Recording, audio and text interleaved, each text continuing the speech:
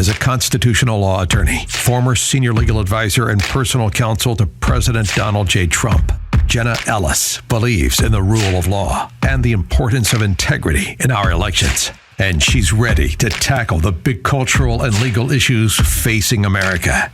This is the Jenna Ellis Show. Here is your host, Jenna Ellis. With inflation, the banking world collapse, and everything that Joe Biden is doing not to protect America, you need to make sure to secure your financial health, especially in retirement. And hey, if you're a millennial like me, that actually is sooner than you think. You need to start now, even if you are a millennial or a Gen Zer, to make sure that your financial health is actually healthy when we get to retirement. And Legacy Precious Metals has a revolutionary new online platform that allows you to invest in gold and silver online in real time. In a few easy steps, you can open an account online, select your metals of choice, and choose to have them stored in a vault or shipped right to your door. You'll have access to a dashboard where you can track your portfolio growth in real time anytime. You'll see transparent pricing on each coin and bar, and this puts you in complete control of your money. The platform is free to sign up for. Visit legacypminvestments.com and open your account and see this new investing platform for yourself. Gold hedges against inflation and against a volatile stock market. A truly diversified portfolio isn't just more stocks and bonds, but different asset classes. This brand new platform allows you to make investments in gold and silver, no matter how small or large, with just a few clicks. Visit legacypm.com to get started. You can download the free investor's guide, and you can also call Legacy PM Investments to talk to a portfolio expert to get expert answers to your to customize your personal portfolio. So visit legacypminvestments.com to get started. Tell them that Jenna sent you. Hello, friends, and welcome to another episode of the Jenna Ellis Show. I'm Jenna Ellis, and today we're going to dive right in to all things Trump raid, because last week there was a great article in the Epoch Times. If you're not subscribed to the Epoch Times, by the way, you really need to. I think they're one of the best sources for independent journalism right now that have really covered a lot of great things, like what's actually going on with the COVID vaccine. They don't shy away from that. They certainly aren't shying away from opinions as well on the Trump raid, which is why I have my friend Lord Conrad Black, who is a historian, columnist, justice reform advocate, and the author of the fantastic book, A President Like No Other, Donald J. Trump. And so he wrote this great piece in Epoch Times last week that is titled Anti-Trump Legal Expert Reveals Real Motives in Mar-a-Lago Case, and it's a dynamic story. So Conrad Black, thank you so much for joining me today. A pleasure to be with you, Jenna. Thanks for asking me. Yeah, thank you. And I've been following you, for a long time. And of course, this piece here, I want to get into it. I think we all know, even from the headline, if anyone follows all of the different legal experts out there, I actually pinpointed and could have guessed you were talking about Andy McCarthy. So, what's the premise here of your article? I don't have it immediately in front of me, but as I recall it, as you know, and you write these things every week for a couple of 3 different places, you can tend to confuse them, but that's not the problem here. I think I remember it quite clearly. And the 2 main points that I made or tried to make, were that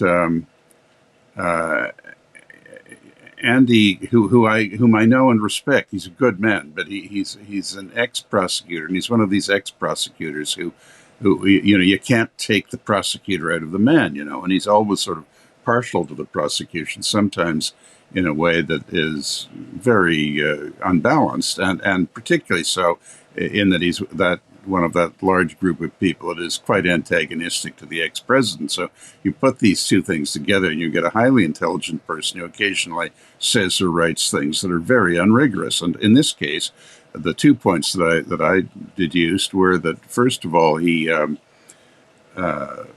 patched together a very shabby and implausible claim that there was a real, not only a basis to indict the ex-president, but to convict him fairly, that he clearly had violated what amounted to criminal statutes, but he was extremely vague in saying what they were.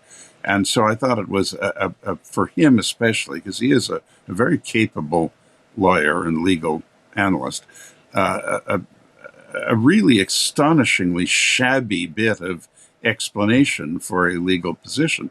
Because I agree with Alan Dershowitz's summary, who of course is an even more eminent legal scholar, who says there's absolutely nothing to this. And I can't. I mean, heaven protect anyone who takes their legal advice from me, though I am technically a lawyer. I haven't tried to practice in over 50 years, but I can read a proper legal case, and even when it's journalistically presented, and I don't see what the complaint is here. And I think it's quite clear from the constant change and the flow of rumors and leaks that the DOJ indulges in that they have a pretty fuzzy view of it themselves. But the second and most important thing I thought in Andy's piece was near the end of it, when he said that it was a difficult call for the Justice Department and the powers that be in the administration whether to indict Trump, because he is the candidate that they would most like to run against, and that might knock him out as a candidate.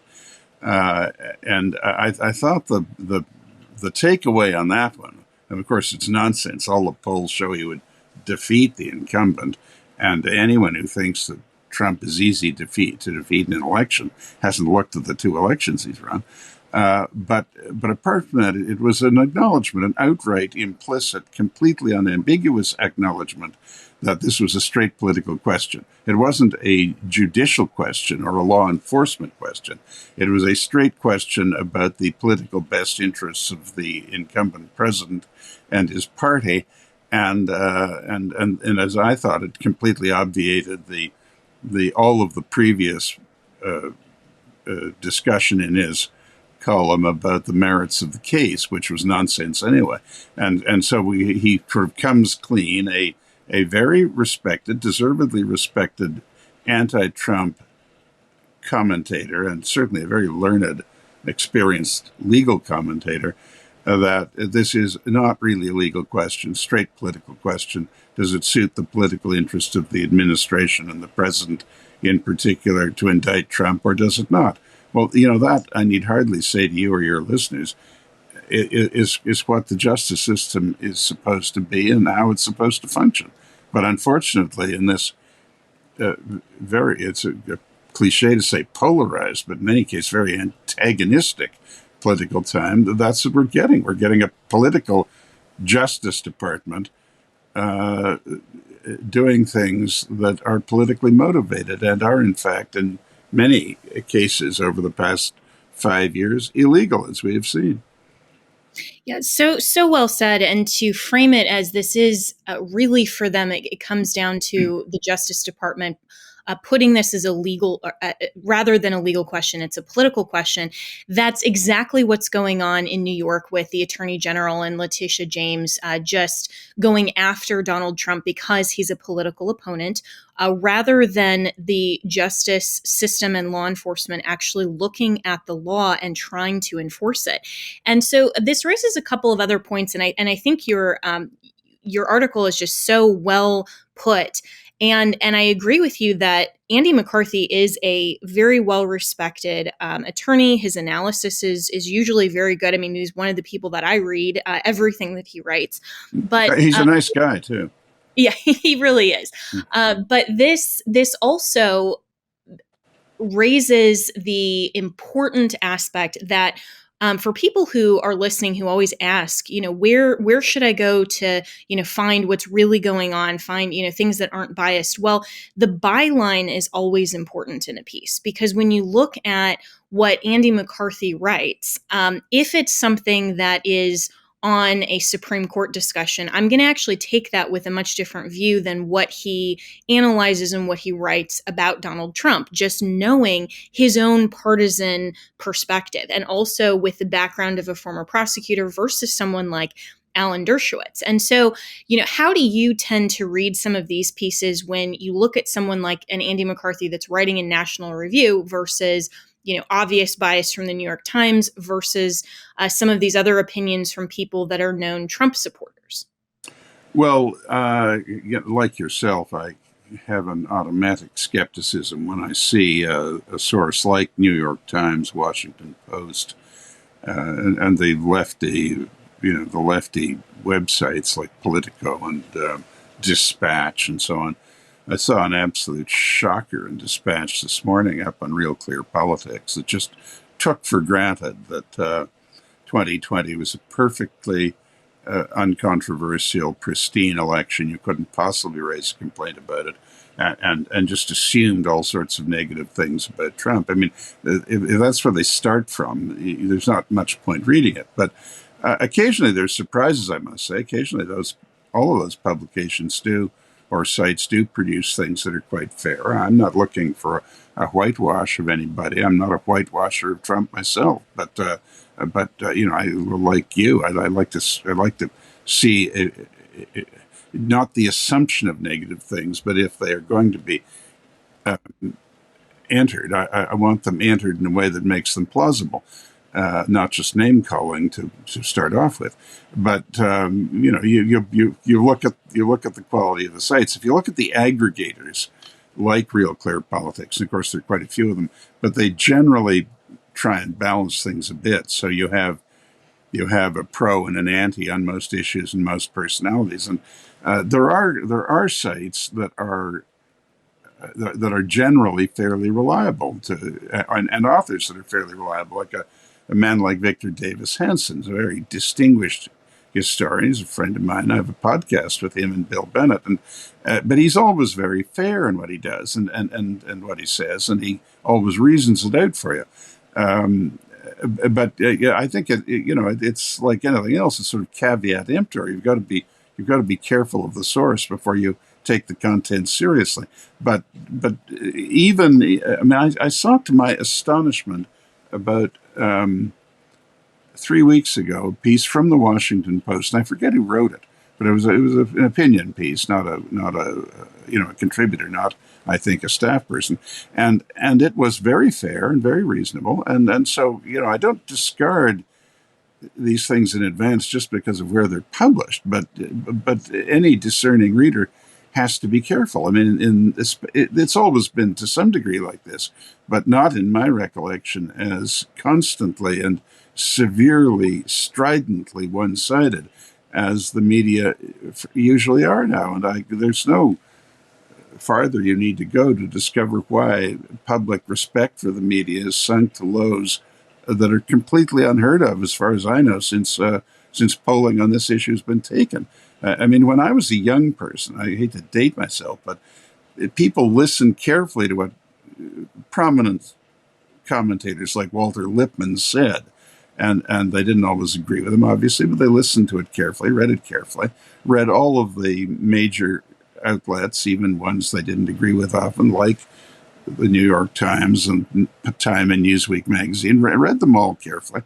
And the whole process of public opinion formation was in a relatively few hands who didn't, in general, abuse their position. But now we have, after the 2016 election, you will recall that the editor of the New York Times said that it was no longer the function of the Times to publish all the news. It was the function of the Times to try and lead the readers in the direction they thought the country should be going.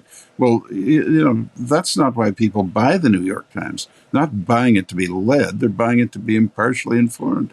And that's not usually what happens on political matters. I mean, the Times is a fine newspaper discussing an election in Brazil or South Africa or something, but not in the United States. And that's so very well articulated. And probably not a lot of my listeners know that my background and major was actually in technical journalism. And so before going to law school, I went through getting my bachelor's degree in journalism. And I can remember sitting there in the news and editorial classes with my professors articulating the distinctions and the differences between, do you want to be an opinion and commentary writer, or do you want to be a news reporter? There's also, public relations, there are different things, but then also going through the history of yellow journalism and, things that are just so obviously propagandized that it's a shift from traditional and respectful journalism. And I agree with you that, it's always been that way to an extent, but the rise of the political fervor that has just taken over the country, that we are so polarized that people tend to now not even look at a piece or read a piece or have their opinion swayed at all if there is a publication that has an opinion or has even facts that come out that are contrary to their own preconceived idea. So it's almost like we're just looking for confirmation bias in our news sources instead of saying, let me approach this wanting my opinion to be informed so that I can have, therefore, an informed opinion. And so it's frustrating when people who are good analysts otherwise then tend to shade their opinion just based on political connections. And of course, we've had that to a certain extent with people who work for a campaign, for example. And of course, they're always going to postulate things in the best interest of their candidate. Lawyers do the same thing for their clients. But that's always been presumed and assumed. But journalists are supposed to act differently. And so when we take that whole concept and apply it to the argument that I think you brilliantly explain in your piece, there really is no argument for what the FBI is doing and the Department of Justice is doing to Donald Trump as a legal question, not a political question. And after you've kind of gone through, surmising Andy McCarthy's position and certainly pointing out, some of those issues. Going down to the meat of the argument, I think that you brilliantly explain that what is there that they're actually indicting him for? Because whether the documents are classified or not is not actually an issue. Whether he had and possessed documents from his presidency is not an issue. And we're talking about it being a legal issue, not a political issue. Yeah, and as far as I can see, they're reduced to this spurious allegation that he's been recklessly subjecting confidential information, classified information, to the danger of getting into wrong hands. I mean, this is a bit rich given that, and to be fair, even Andy implied this, it's a bit rich given that Hillary Clinton dumped all kinds of classified material straight into the laps of the Kremlin and whoever else wanted it in a way that was compounded by the destruction of 33,000 emails that were under subpoena, and nothing happened. So that does, as Andy acknowledges, raise a question about the contrast in treatment of the two people. But it seems to me, Jenna, that there are two fact situations that are very prevalent right now that we will eventually want to get to the bottom of and find out how they happened. And one is the absolutely irrational, extreme form of anti-Trumpism, the so-called Trump derangement syndrome. I mean, all manner of highly intelligent people whom we both know and would be well known to and well regarded by your listeners, speak very intelligently and civilly on all manner of subjects, and when the name Trump comes up, a trap door opens in their foreheads and a cuckoo bird flies out, and they start babbling absolute nonsense, malicious, venomous, vituperative nonsense. And this is a very peculiar thing. I mean, there have been lots of politicians, political leaders, and other people very prominent personalities in the past who've been very controversial. I think of Mr. Nixon, for example, whom I knew quite well in his last 5 years, and things had settled down by then. But there was a time when he excited a great deal of passion, but not like this, and not people just completely inventing allegations to level against him. I think we'll want to know how that came about. And secondly, we have this extraordinary arrangement, which I did refer to in that piece as a kind of silent, sacred, spontaneous oath that the entire national political media, even relatively pro-Trump parts of it, like the News Corporation titles, maybe not the Post, but the Wall Street Journal and Fox News, they all sign on to this idea that there's no possible question about the authenticity of the result of the 2020 election. Now, everybody who looks into it at all knows there were millions of harvested ballots. A person with the knowledge of grade 3 arithmetic can see that if 50,000 votes flipped in Pennsylvania and any two of Arizona, Georgia, and Wisconsin, Trump would have won in the Electoral College. There are millions of harvested ballots out there where it was impossible to, and in any case, in most cases, no attempt to verify that the vote cast was actually cast by a real voter or the alleged voter. There's no verification of that. And you can't just sit there and say there's no doubt about that election. It's one of those elections, and there have been a few of them in American history, where we don't know who really won if the votes had been counted fairly. I mean, we know who won the election. There's nothing to be done about it now. But to sit here 2 years later, en bloc, en masse, the entire media of the country saying that it's just a matter of fairness of elections, and anyone who questions the validity of that result is disputing the fairness of elections. It is a very unhealthy, unnatural, and in the sense I mean it, phenomenal thing. I mean, it's a unique phenomenon. It's like the famous book, The Madness of Crowds, and where they referred to the 17th century speculative bubble in the Netherlands about tulips, and people were paying the equivalent of $25,000 to buy a tulip.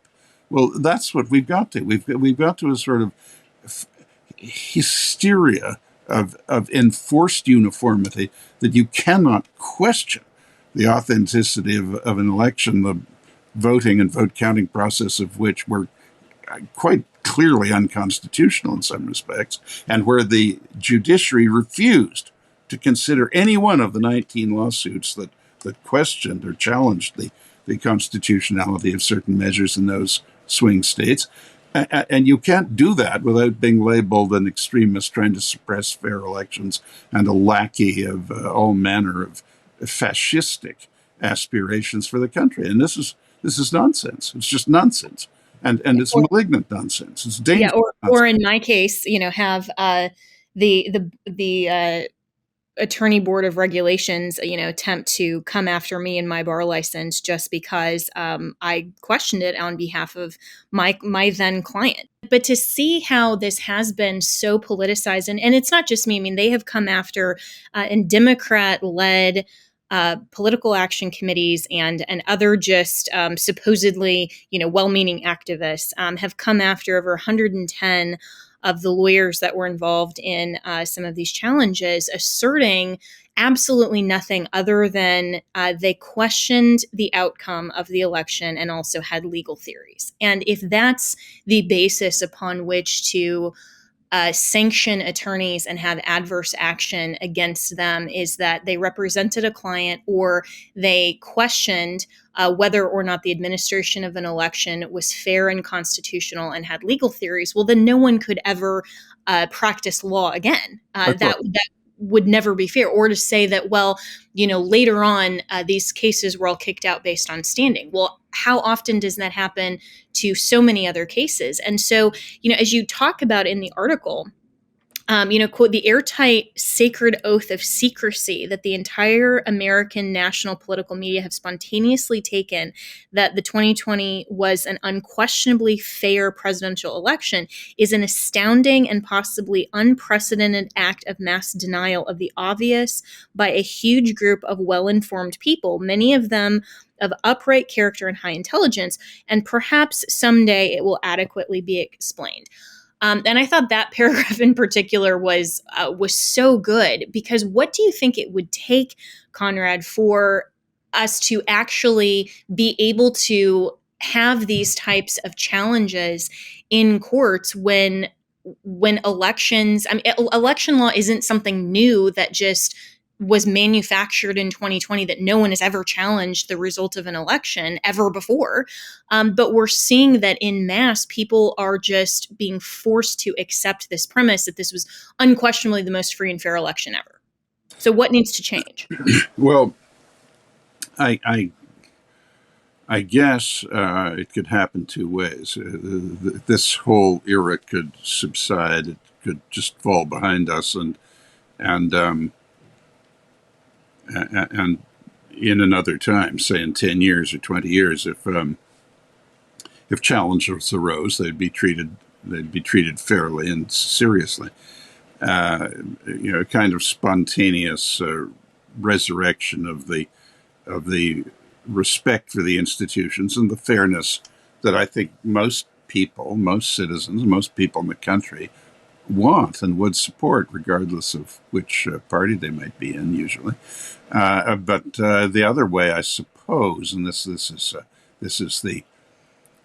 what is being struggled for at the moment, is the defeat of the current administration when it seeks re-election, and the serious re-examination of these issues by, it would be hoped, a nonpartisan, highly respected panel. This will take some. I think you'd have to make it a respected judges, and you have to be careful with that. I mean, Merrick Garland was a respected judge until we all got a good look at him as Attorney General. Isn't that amazing? I actually disagreed, not that my views count for anything, but with Senator McConnell not bringing his nomination to the Supreme Court to a vote. I thought he had a perfect right to vote against it, but I thought he should have allowed it to be brought to a vote. Chief Justice Marshall was the Chief Justice for 34 years, and he was put up by President John Adams after he'd been defeated by Jefferson and before Jefferson's inauguration. And he was a political enemy in Virginia of Jefferson. But it went ahead, and Jefferson didn't complain about it. But that, that's a sideshow. I mean, I think if the Republicans win, and instead of just returning the hammer and tongs animosity that they've received from the Democrats, the manner in which the Democrats have abused their majority in both houses of the Congress to torment the Republicans is a complete outrage. And this fatuous January 6th committee, where the Speaker, Pelosi, kicked the nominated Republicans off, is an example of it. I mean, the chief Republican being someone who lost her contest for renomination in her district, the entire state of Wyoming, by 40%.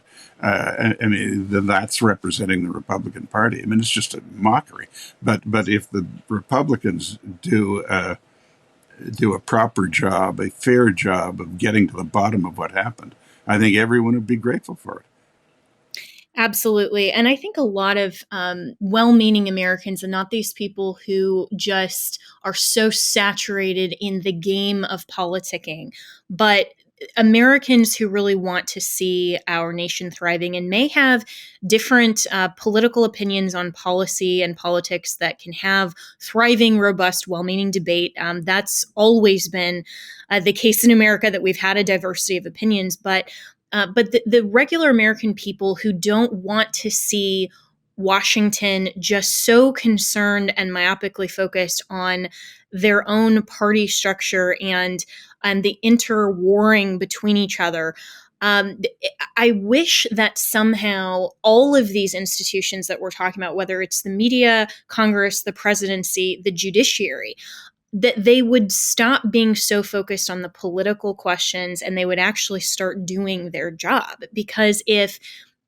they could actually see that, okay, we may be from different parties, but we all fundamentally serve the same supreme law, and we are all under the mandate of the Declaration of Independence. The sole purpose of government is to preserve and protect the rights of the people that our Declaration acknowledges are given by God, our Creator. I mean, we could come back to a thriving America, but it seems like our government is so incredibly politicized that I mean, there are so many times, honestly, that, I'm here in DC and I'm so discouraged being just, a well-meaning lawyer from Colorado that had an opportunity to come and work for the greatest president of my lifetime. And it's been an honor. But to see the absolute dank corruption that exists in Washington, it's really discouraging. Do you That's think shocking.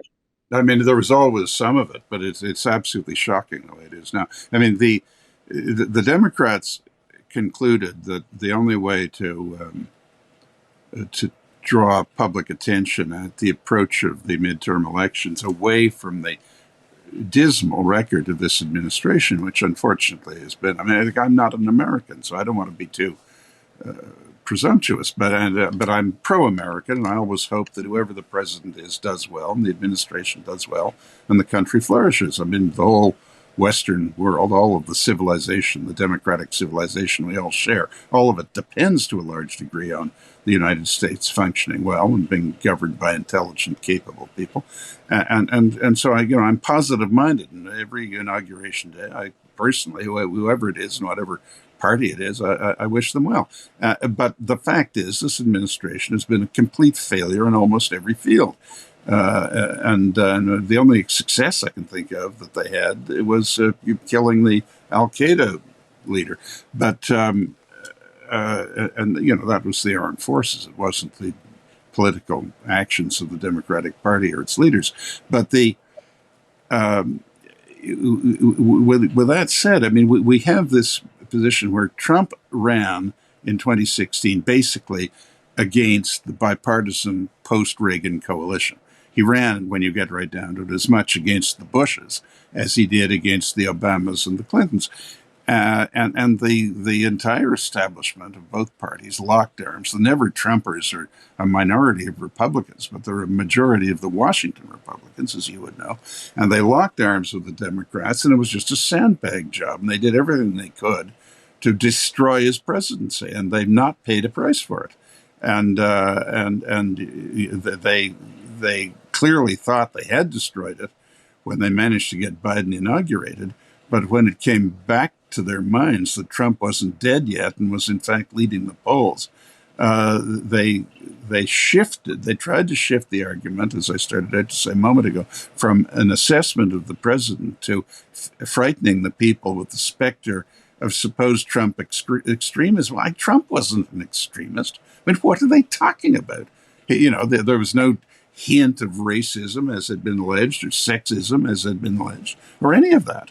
And as you say, he was a very effective president. If you even like him or not, that's fair comment. But to say it was extremism, to say making America great again is an extreme or fascistic idea, is simply Orwellian newspeak. It's just rubbish. It's malicious lies. And I mean, clearly is overstating it, but it seems to me that that farce, that ludicrous escapade at the ex-president's house in Palm Beach was an attempt to get the sort of Trump chaos out there, the chaos of the national political media and the Democrats scurrilously, endlessly at the top of their lungs attacking Trump, and that wearing down, causing an attrition in the voters, so they get to think, look, if only Trump wasn't there, it would all be better and less irritating. And up to a point, that started to work, and it enabled the president to retrieve some of the lost ground in the polls. But then it seems to me the Trump legal group outsmarted them by getting the whole thing shunted off to a siding with this special master issue that shut it all down. And now the Democrats are going to have to face the electorate on the basis of their performance controlling the White House and both houses of the Congress. And to take a famous line from the Bible, they will be weighed in the balance and they will be found wanting. Indeed. And even Jen Psaki said on MSNBC the other day that if the midterm election is a referendum on Joe Biden's presidency, then the Democrats will lose, which was probably the only fair and accurate thing that she's possibly said on national television. Well, she's working for a new employer now. She's working for NBC, so she's calling it as she sees it. I was impressed that she did that. I actually was too. And, and speaking of fair comment, I mean, while obviously we both love and respect and appreciate what Donald Trump has done for America and this country, I mean, in terms of fair comment on his own actions, I mean, you even talk about in your piece how, he saw the issues and foresaw some of the issues like the ballot harvesting and so forth in 2020.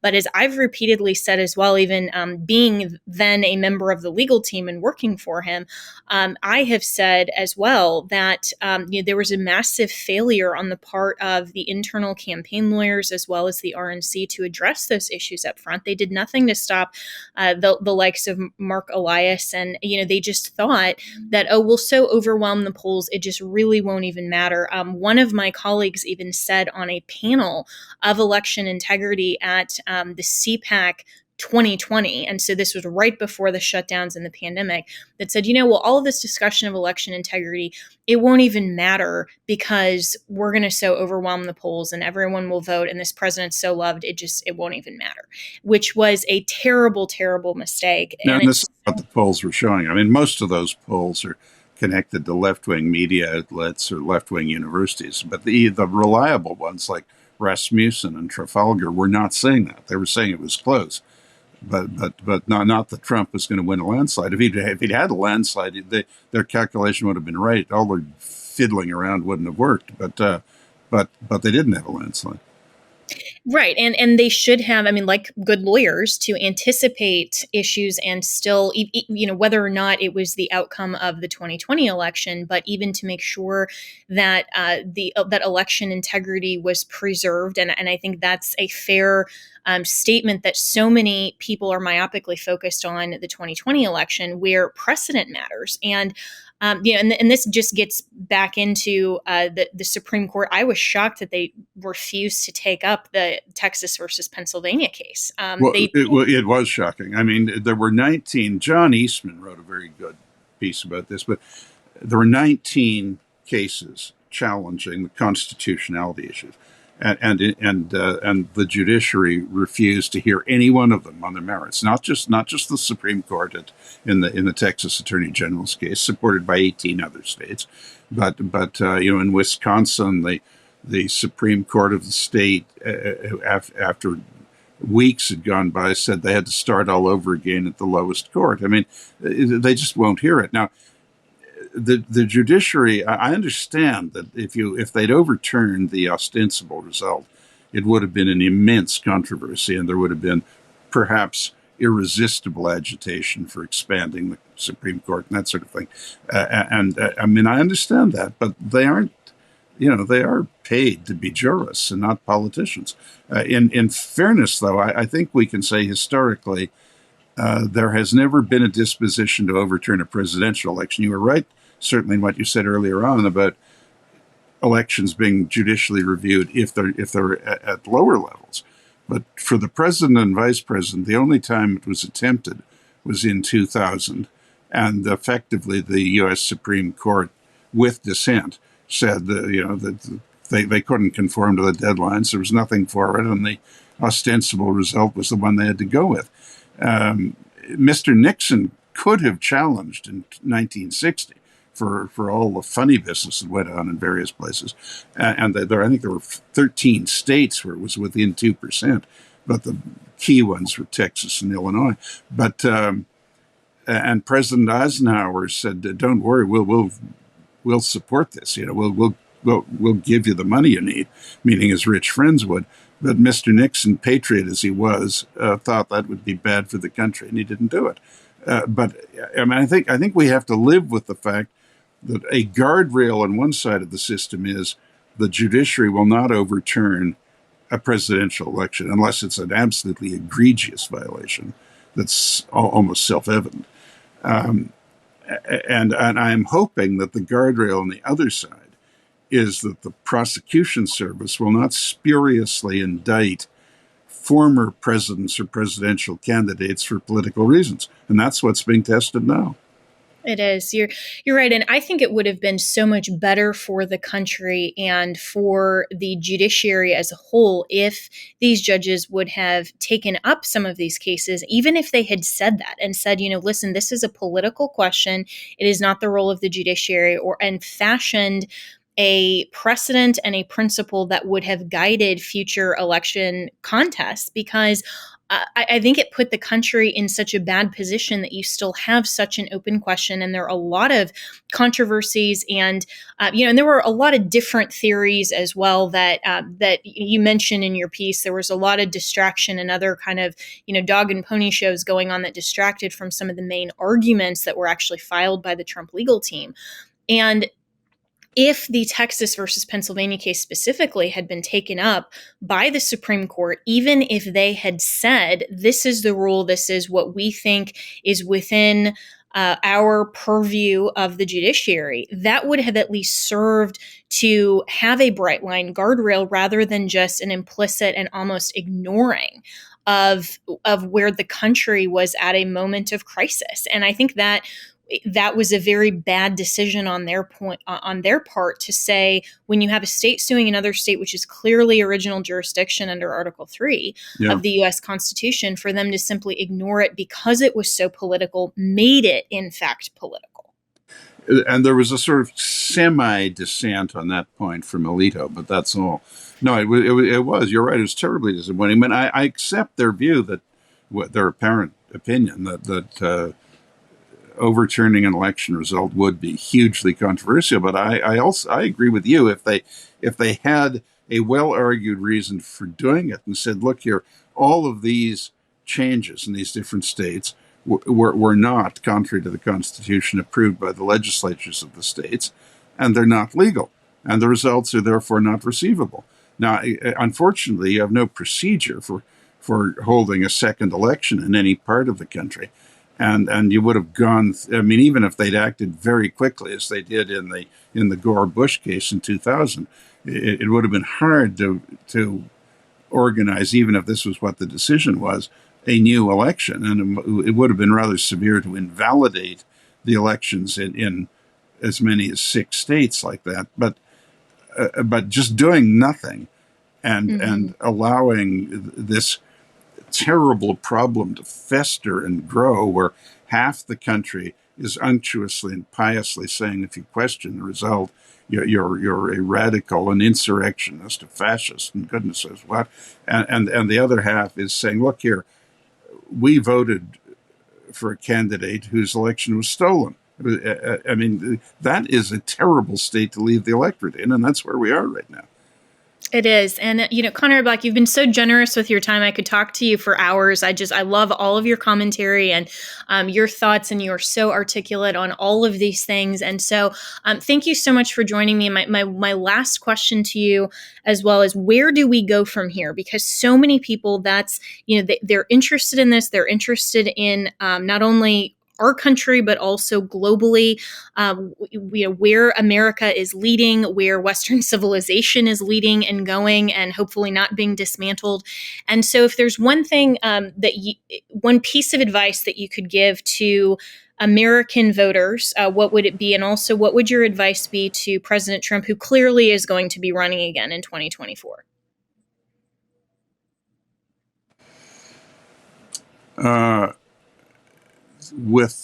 I hesitate to presume to advise the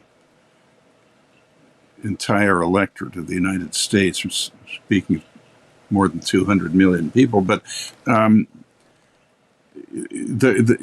most Americans, in my experience, despite everything that's gone on, are proud of their country, and they're right to be. It is a great country. There are imperfections in it, and I think as an outsider, it is not altogether a bad thing that the old American mythos of being a unique democracy in the world and so on has been re-examined. I mean, there are other democracies in the world, and one of the ironies of our times is that the world, and it must never cease to recognize and be grateful for this fact, owes chiefly to the United States the spread of democracy and the free enterprise system all over the world in my lifetime. But the irony is that the United States at this moment is not as well functioning a democracy as many others. I mean, you don't have problems like this in Canada or Britain or Australia or Denmark or something, but that's not the point. We're all democracies. So my advice would be, don't lose faith in the country or the system. It's a great country. It's the best system, and you're the great propagators of it. Just fine-tune it. Just try and decide who your office holders are and require both parties to work together to repair whatever imperfections there are in the system as best you can. I mean, all countries do it, and you've amended your own constitution often in that general motive. And let's get back to the business of rational self-government. And if the people want a change from the bipartisan elite that's governed in Washington since Reagan's time, they're entitled to it. And they shouldn't be resisted by recourse to illegalities. And as for the ex-president, who I do speak with occasionally, I mean, I never presume to call him, but I occasionally hear from him. I've known him a long time. I'm glad to hear that. I'm glad to hear that you and he still talk, and that's fantastic. Yeah, he and I hear from his office. They read my stuff quite often, I think. But I would urge him to run again, but I would urge him to do it a little differently and make as much effort as he can to avoid those things, even though they're often amusing and are often justified, but those particular flourishes of his that enable his enemies to portray him mistakenly and often in a defamatory way as an extremist, to surprise his opponents by becoming a less vulnerable target without compromising at all in the policy message that he's giving to the voters and particularly to his followers. He was, in policy terms, as most people admit, an excellent president. And it was a very successful term, despite unprecedented harassments and illegal harassments by his opponents. And I think if he gets a little bit Lincolnian and is a little more patient and less angry and good-humored, although I don't wonder it's hard to do it after they've ransacked your wife's closets and things for no reason, and you have the former director of national intelligence telling the world that he's a Russian intelligence asset and things like that. I wouldn't myself not necessarily be able to follow my own advice and be good-humored about it, but try to be as little a target for the penchant of his enemies to portray him as an extremist. Pitch it to real policy questions where he's almost unassailable. I mean, for the current White House press secretary to say they were replacing a broken immigration system is simply scandalous. She should have her mouth washed out with soap. But try and take the high road as much as you can, and he has a chance to be one of the great presidents of American history. Indeed. And we'll look forward to 2024 and hopefully get this country back on track. And Conrad Black, I so appreciate your time. Everyone needs to follow him on social media, on Twitter at Conrad M. Black. You can get his book, A President Like No Other, Donald J. Trump, in stores and on Amazon. Also, your website is conradmblack.com. And thank you so much for your time. And I hope that you will come back often and have these kinds of discussions. I think my listeners have been thoroughly impressed and very well informed by your analysis and opinions. And I sincerely appreciate your dedication to this form of genuine intellectual conversation, and I so love and respect you. So thank you for all that you're doing. Thank you so much, Jenna. You're much too flattering, but that's no less appreciated for that. Be happy to do it again. Well, it's very true and very genuine. So thank you so much. Appreciate it. Bye.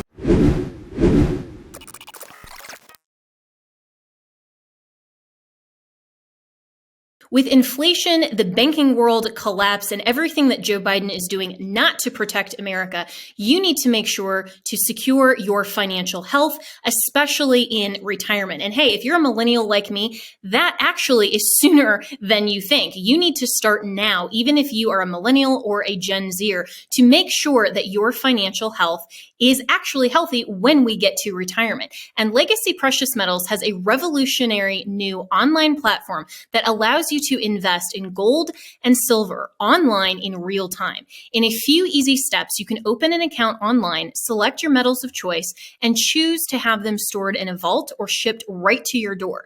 You'll have access to a dashboard where you can track your portfolio growth in real time anytime.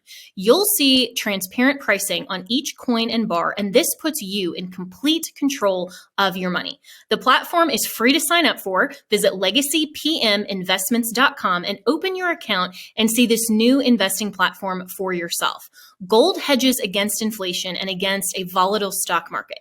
A truly diversified portfolio isn't just more stocks and bonds, but different asset classes. This brand new platform allows you to make investments in gold and silver, no matter how small or large, with just a few clicks.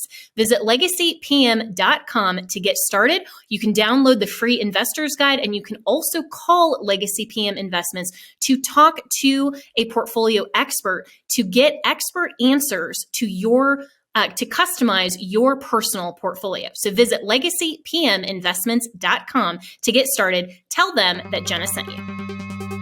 Have you ever picked up a towel set because it felt so soft in the store, but then when you leave and you go to use it, it's not really that absorbent? It's basically a towel that is leaving you out to dry. That's why MyPillow has developed the MyPillow towels that actually work. I know, it's totally mind-blowing. Towels that actually dry you. Their 6-piece towel set includes 2 bath towels, 2 hand towels, and 2 washcloths. They come in a variety of colors. I have the sage green and the white. I love them. And right now you can receive a 6-piece set for only $39.98 with promo code Jenna. That's JENNA. So go to mypillow.com right now and click on the radio listeners special. MyPillow products come with a 10-year warranty and have a 60-day money-back guarantee. So to receive this amazing offer on the 6-piece towel set of MyPillow towels, just go to mypillow.com, click on the radio listener special, and enter promo code Jenna, that's JENNA, or call 1-800-564-8475. That's mypillow.com, promo code Jenna.